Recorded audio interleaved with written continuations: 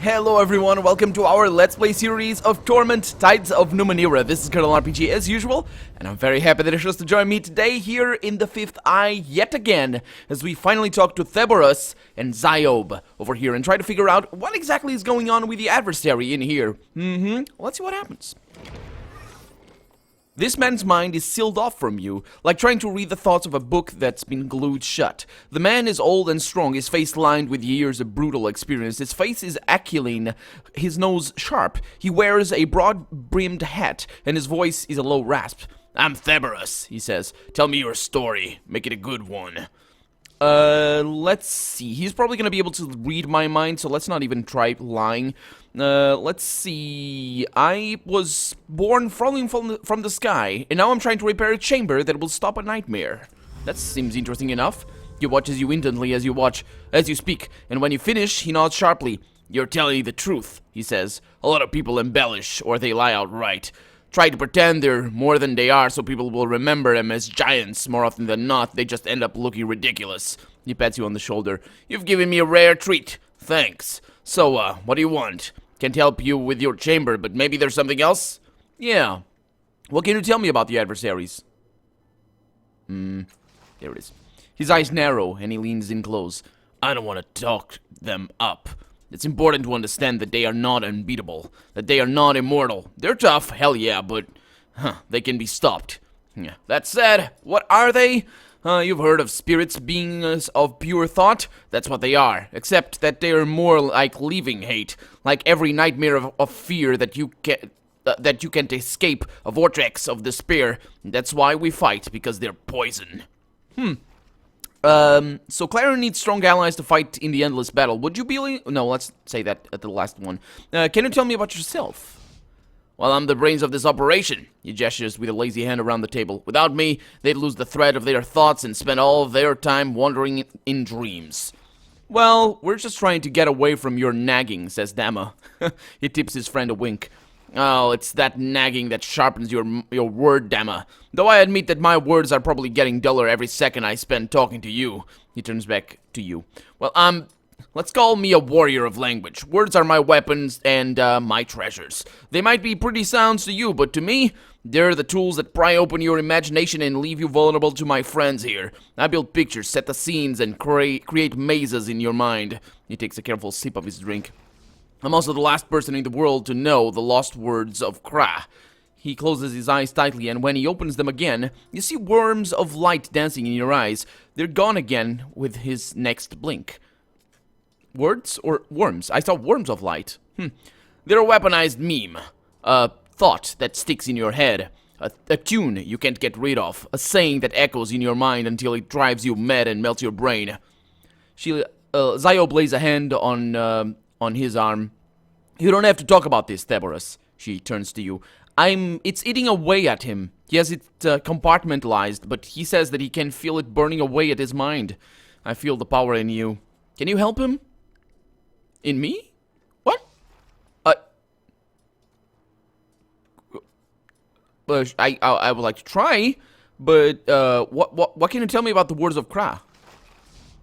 His long face grows more somber, if that's possible. "Those words were the ruin of an ancient civilization. I had this story from a dying Nevayin before I wrested the last word from his mind. It goes like this.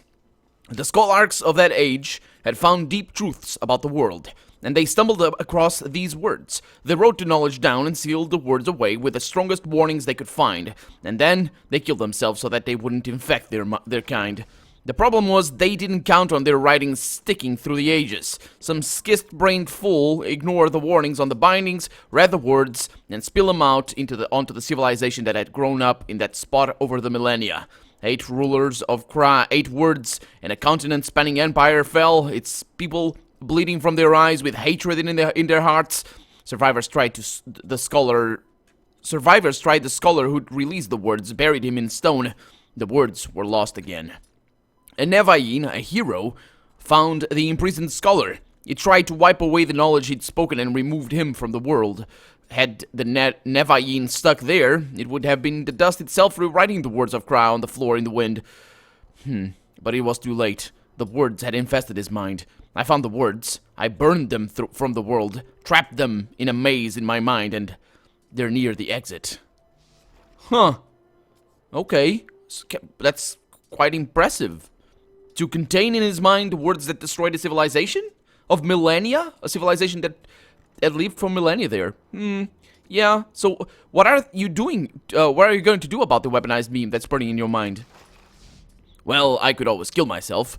Honestly, I don't think anyone else could carry it, and the alternatives are too horrific to bear. He tilts his glass towards them. I love my colleagues here, but can they handle the words of Crawn? I don't think so. Right now, I've got them locked in a mental construct, and no one has even the slightest idea how to build it. Yeah, also, when we talked to Leto, she told us Leto is the girl that travels through time with her mind, I think. And she told us that he would have buried the... It's a possibility that he would be the last one to know the words of Crawn, and that... I don't remember exactly how it went. I didn't know what the words of Crawn were at the time, so... I do have a space in my mind, and I can contain the words of Crawn there, but... Oh, wait a minute, this is a choice. To tell him to eliminate himself, to contain the words in my mind, I think I want to go there, or to release the word and unburden yourself. That probably would be terrible. Yeah, let's bring it up into my mind and see what happens. He leans back and crosses his arms. Really? And how is that you are better custodian for the words of Crawn than I am? Well, I'm more than strong enough. Use your psychic ability to read me. And apparently that's gonna be persuasion. Oh, that's gonna be terrible. I am gonna fail so hard, but I'm gonna try that again if I fail. Oh, come on. Come on!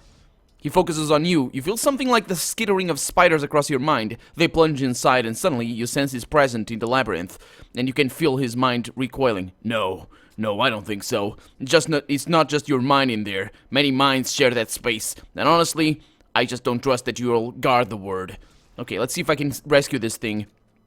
Apparently not. Okay, so I will not be able to... I really want to help the guy. So it's stupid that it's only for a... It's really stupid that it's only for a single persuasion check. It really shouldn't be.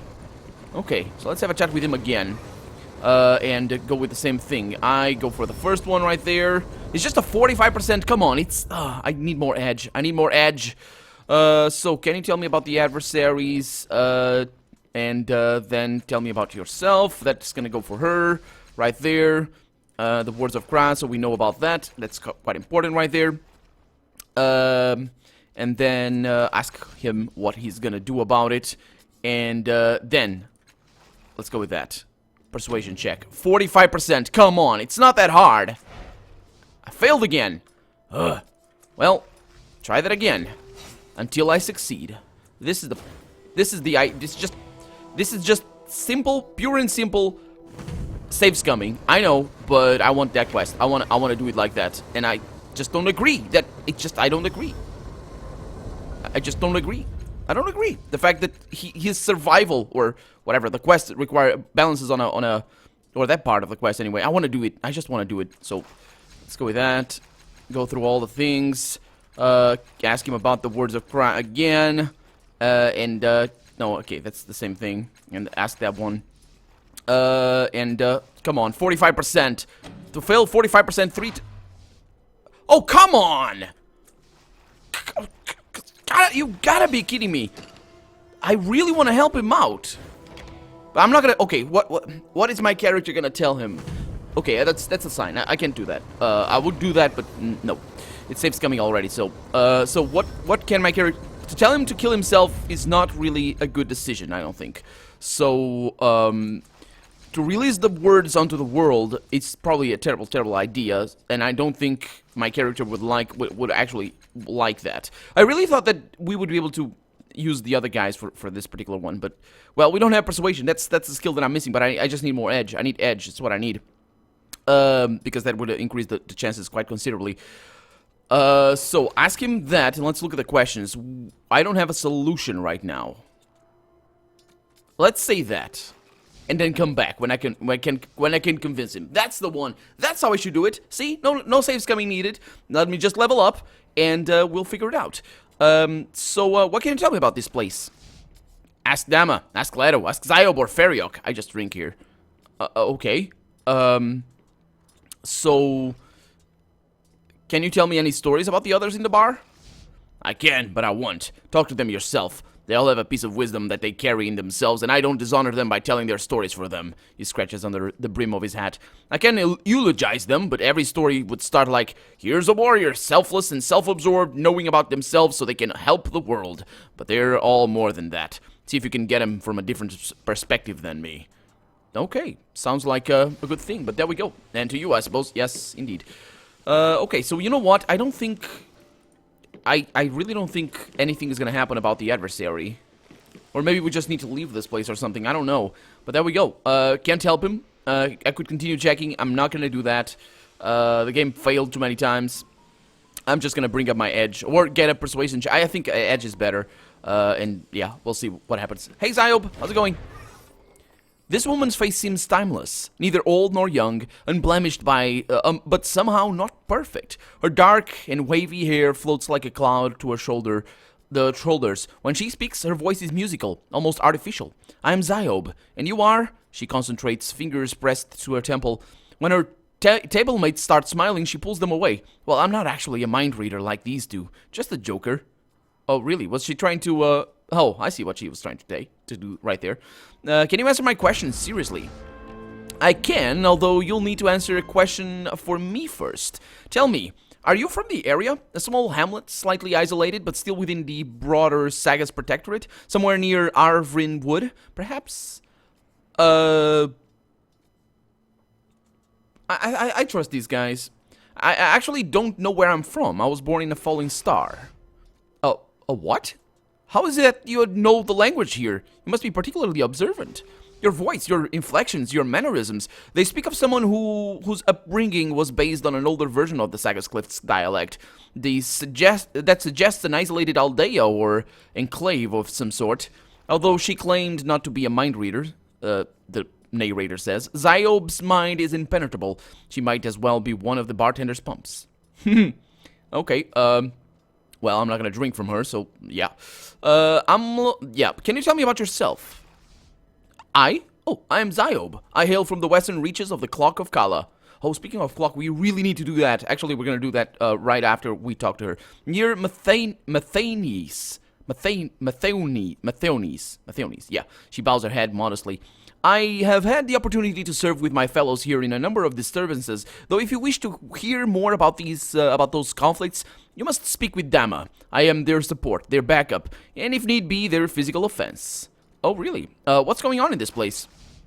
It's the Fifth Eye. It's where the psychics and psionics of Sagas Cliffs have been coming for generations to protect ourselves from the noise of the city. Life is easier when you're among friendly people, those of your own kind. She laughs. Though not everyone here is technically one of us. Some of the people you see here are manifestations of our minds. Some of them were called here by our minds. Some have come from other dimensions even.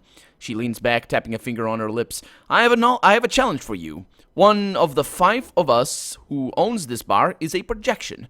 Talk to the other veterans of the psychic wars and see if you can figure out which of us is the projection. You can ask each of us only once, so make your questioning count. You can ask each of us only once? Are you the psychic projection? She's not. Me? No. Indeed, in fact, I am projecting him right now. It's my power to make the projection possible. If I were you, I'd focus on, physicality. Best of luck. Okay, I know who it is. It's not Leto. It's the other guy. It's the owner of the bar. Because they all refer to him as the loss and all that sort of stuff. He lost something. That's gotta be him. So what can you tell me about the adversaries? I don't know where they came from, or what they want, or any of that. Their voice is becoming harsher, more distorted with suppressed anger.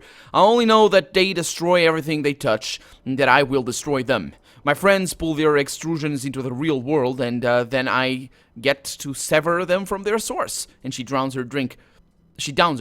I love doing that. Can you tell me anything else about them? Sorry, I'm a heavy hitter. My friends point me at the problem, and I take care of it. It's really interesting that they're clearly soldiers and, you know, focused on specific aspects of their soldierly, basically, soldierness, I guess. I mean, if she told me that she was like a sniper or like a sort of sort of a dual wielder barbarian or something like that. You would definitely get that because of just the ways, but it's just the mind. It's just interesting like that. So it's Feriok. I'm gonna ask him, how can I serve you today? And also, this thing is probably also another telling. So Zayob challenged me to find a person who's a psychic projection. Are you the one?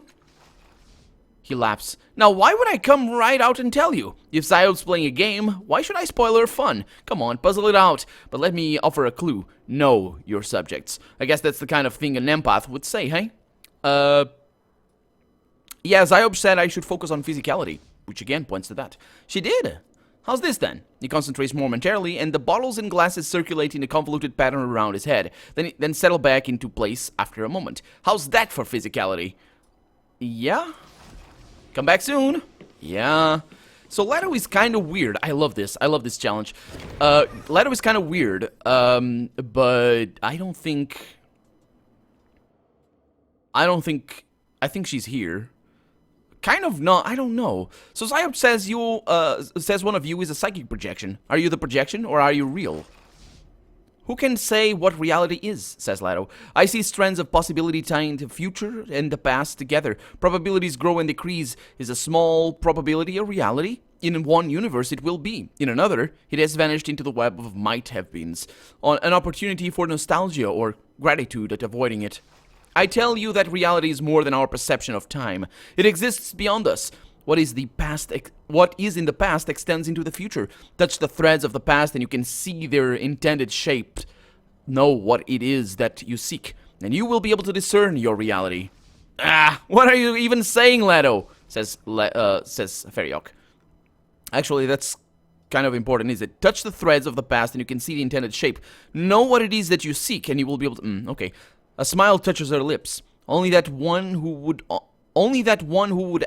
question reality must know how that reality should behave. And she faces you more fully.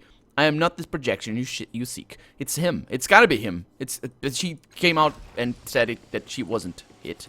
So let's ask the other guys. Pretty simple. It's not really a puzzle then, but well, at least I figured it out before I got the answer to the puzzle. If these guys are all gonna tell me that they're not it, so yeah, Zayob and projections and all stuff. Me? Huh, I'm as real as they come. He slaps his belly. Could a projection do that? He pauses. Well, come to think of it, Zayob probably could make one do that and make it sound right too. She's good. But how would you test whether a psychic emanation was real? I would just touch it? Can I? Yeah, Leto said I must know how reality must be, but that's not it. I mean, that's a little bit of all this, but Zayob said I should focus on physicality. Here's a hint. He reaches out and claps you on the shoulder, his fingers holding tight. Projections play on your expectations, but they are pierced easily. He leans back. Good luck with it. Let's touch him.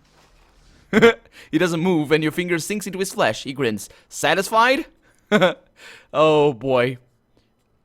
Yeah, that's... Yeah, Leto said I must know how reality, I must know how reality must behave. Good advice, he says. Am I behaving differently than others suggest I should in reality? Well, there's only one, yeah. What about knowing my subjects? Well, if you knew me, then you'd know there's nothing incongruous about how I'm behaving now. Okay, it's interesting that I can ask him all these stuff. But he didn't tell me that it wasn't. No, not alright anyway.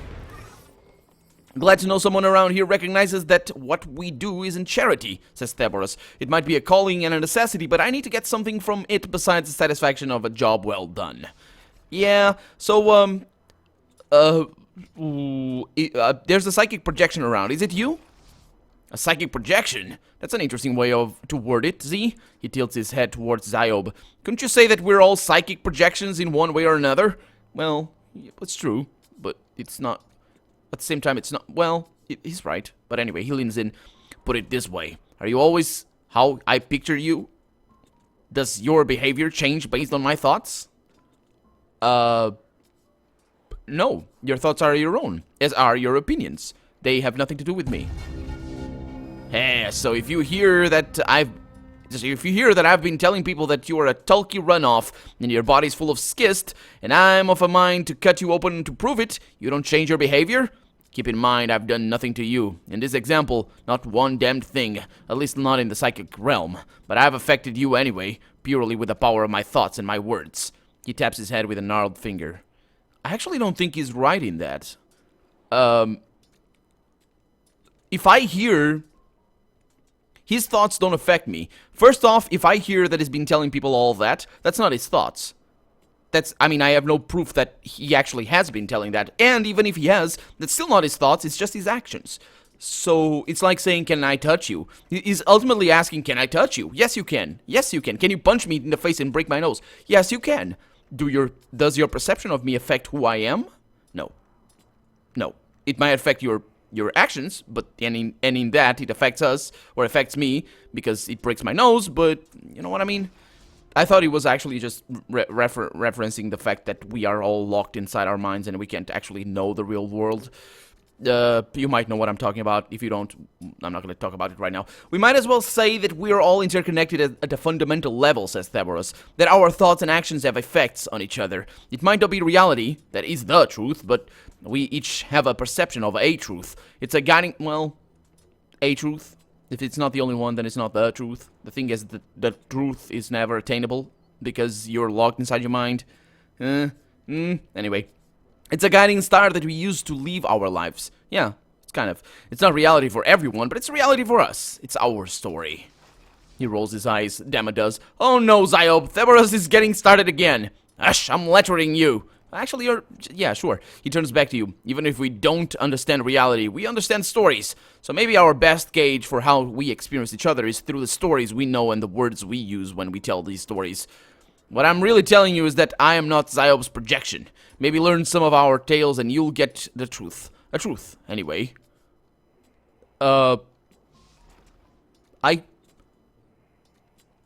so he...